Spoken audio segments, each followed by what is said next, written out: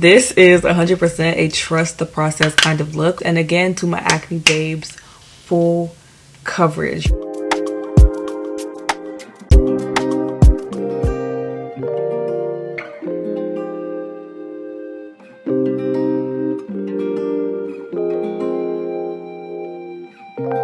If you're loving the outcome of my base makeup, or if you're interested in a step-by-step breakdown on how to underpaint on your own, then stay tuned. Underpainting, let's get into it. This is the final beats. When it comes to setting my face, I first like to start with my under eyes, or really any part of my face that creases. Going in with one size's translucent setting powder, along with the Fenty Beauty Precision Highlighter Brush. It's meant for highlighter, but this is hands down one of the best brushes I've used to set my under eye concealer. I'm going to look up and push this directly underneath my eyes. Again, blending everywhere that creases first. And you want to make sure you're doing this with a very light hand and in tapping motion. And then blending my lid, of course, because it creases. And then from there, I set the remainder of my concealer.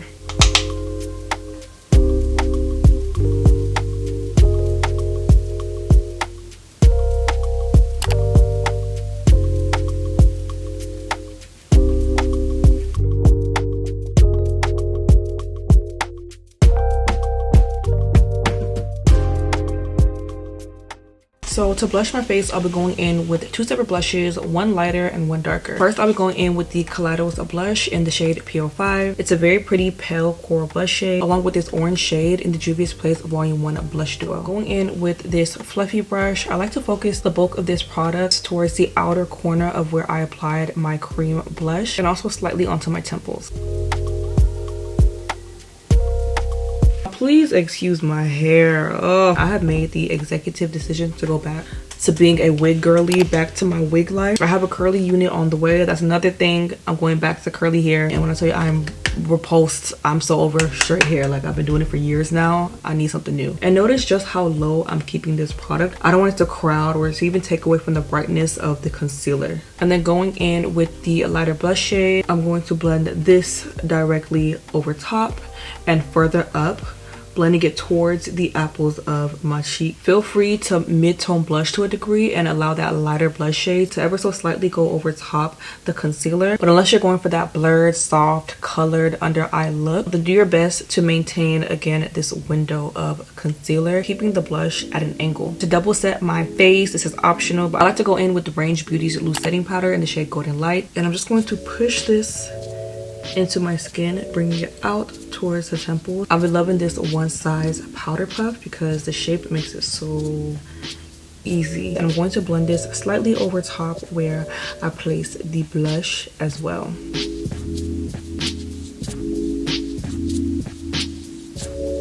And don't worry, we'll be getting to this very scary situation going on my forehead. Going back in with the blush brush and just buffing out those edges, and then going in with a clean fluffy brush, I'm going to dust off the excess because I am not a fan of baking. We are not a fan of baking over here. Moving on to my forehead and the lower portion of my face, I'll first be setting both with the Bare Minerals Bare Pro 16-Hour Skin 16-hour skin perfecting powder foundation in the shade Deep 60 Cool. Going in with Bare Minerals Full Flawless Face Brush, dust off the excess and just tap it right over top.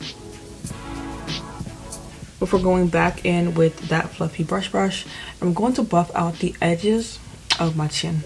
A lot of what I do to help me achieve a flawless finish is going back in again and again and again to blend and blend and blend and blend. You can never blend enough before taking more of that powder directly onto my forehead.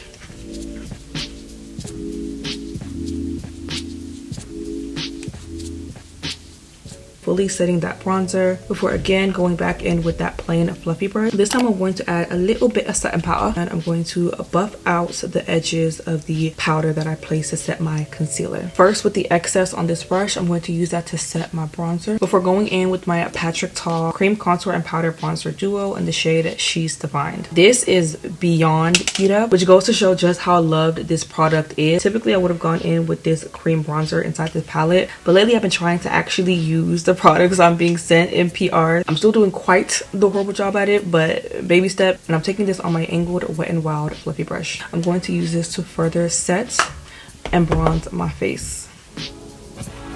like to take advantage of the shape. Notice how I'm not blending upwards the way I typically would a bronzer. I'm using the angled shape of the brush. Just tap it in place and do a lot of that blending for me. And then taking it on my forehead as well, focusing it right here and here. Also taking it on to where I originally applied the bronzer on my forehead. I have so much gunk in my hair. This is scary. I've lost some of the pigment from the blush, so I'm gonna go back in with just a bit more. Again, I like to be more blush heavy than I am bronzer heavy, so I'm just gonna fix that a little bit. I'm still seeing a little bit of shininess on my forehead, so I'm going to go in with the excess of my powder puff and further set my forehead before going in with a little bit more bronzer. And then going back in with the same bronzer to do a tad bit of eye contouring.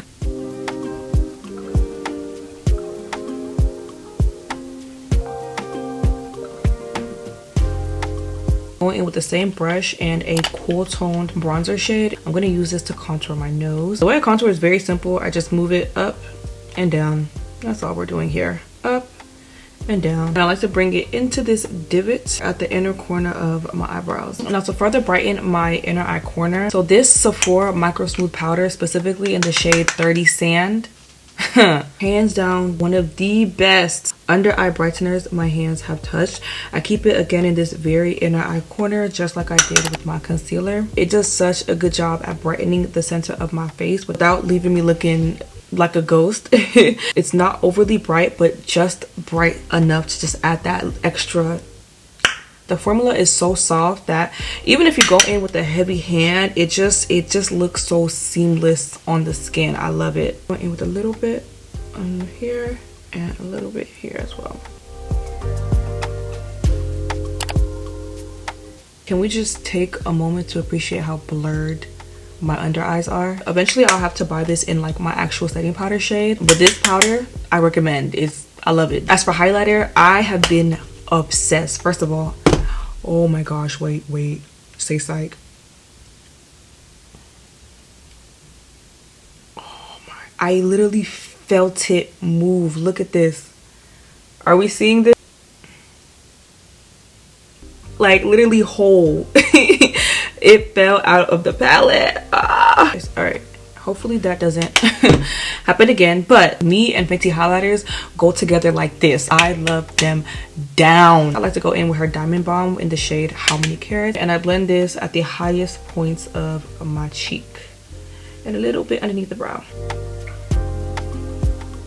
I created this highlighter cocktail a while ago and I have been doing it ever since, and the number of compliments that I get every single time, especially in the sun, it's been non-stop. So then I go in with a Kilowatt Duo in the shade Moscow Mule. Same brush. I like to focus this directly below where I place that original highlighter. And then to finish the cocktail, I like to go in with, y'all remember her? This is the Fenty Beauty Kilowatt highlighter in the shade Trophy Wife. This was everywhere at one point until it wasn't. I apply this somewhat in between the two products, focusing it more so at this higher corner of my face. Here is what we are currently working with. I'm gonna go ahead and do my eyeshadow and eyelashes off camera and I'll be back. So I am back. I went ahead and wrapped up my eyes and my lips off camera. When I tell you I love the outcome of this eyeshadow look, especially these lashes. These are Rebel Lashes by Kiss Makeup in the style Main Character. And when I tell you these lashes are in fact the main character, it blows my mind that it took me this long to get back into regular strip lashes without thick foaming bands. It's dramatic enough to make my eyes pop, but not overly dramatic in a way where it's weighing my eyes down or overpowering my entire look. But here is the final look, a full face underpainting tutorial that is dark spot, acne, and beginner friendly. If you enjoyed this video, be sure to leave a like down below. Also be sure to subscribe to stay up to date with all my latest uploads, but also comment down below what makeup looks and techniques you'd like to see next. Bye guys. I don't know if anyone else can relate, but setting my face is my least favorite process when it comes to makeup. Concealer is my favorite because it single-handedly like literally transforms any makeup look, but setting powder, I just feel like all my good work goes to waste when I go straight in with powder. Because now look, I'm not saying that the end result won't be good. It will, I promise. But that look that cream products give off when you're done blending out all of those products, it's just not the same once I go in with my powders.